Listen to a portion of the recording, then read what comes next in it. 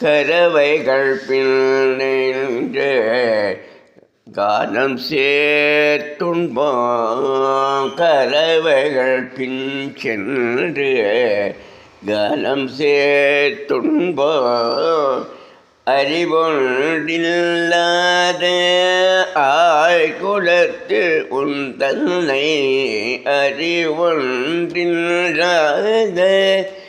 ஆய்குலத்து உன் தன்னை பிறவி பெறுதனை புண்ணியம் யாமுடையோம்.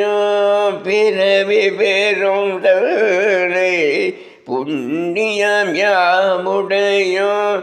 குறை ஒன்றுமில்லாத கோவிந்தா உன் தன்னோடு குறை ஒன்றுமில்லாத கோவிந்தா உன் தன்னோடு உறவேல் நமக்குங்கு ஒழிக்க ஒழியாது.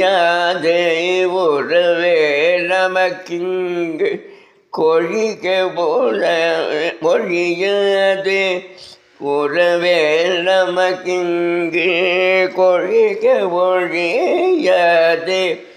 அறியாத பிள்ளைகளும் அன்பினால் உன் தன்னை சிறு பேரழைத்தரவோ சீறி அருணாதே. சிறு பேர் அழைத்தரவோம் சீரேருளாதே. இறைவா நீதாராய் பறையிலொரும் பவாய். இறைவா நீதாராய் பறையிலொரும் பவாய்.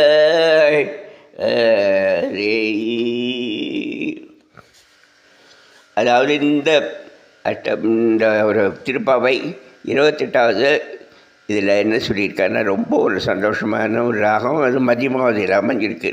மதியமாவதுன்னா முடிய போகிறதுன்னு அர்த்தம். ஒரு ப்ரோக்ராம் முடிக்கணுன்னா நாங்கள்லாம் என்ன பண்ணுறோம், கடைசியில் இந்த மதியமாவதி இந்த மாதிரி எதாவது சுருட்டி அந்த மாதிரி பாடுவோம். இங்கே அந்த மதியமாவதியில் இந்த பாட்டு முடிகிறது. அடுத்தது 28, 29, 30 தான். அது ஒரே நாளில் முடிச்சிடலாம். இப்போ இந்த பாட்டுக்கு நான் இதுக்கு வரேன். அப்போ நாங்கள்லாம் வந்து ஆடு மாடு ஓட்டின்னு தோட்டத்தில் வேலை செஞ்சு இடையர்கள் தானே அவங்களாம்.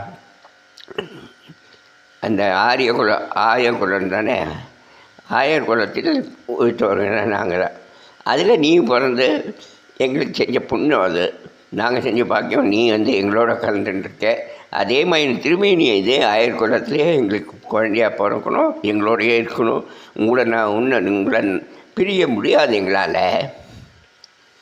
அப்புறம் ஒன்றும் சொல்லிக்கிறோம், நாங்கள்லாம் ஜாஸ்தி படிக்காதவா, ஒன்றுமே தெரியாதவா, ஏதோ மாடு மேய்ப்போம், ஏதோ எங்களுக்கு தெரிஞ்ச உணர்வோம், பாடுவோம், கானம் சேர்த்து உண்போம், பாடுவோம்.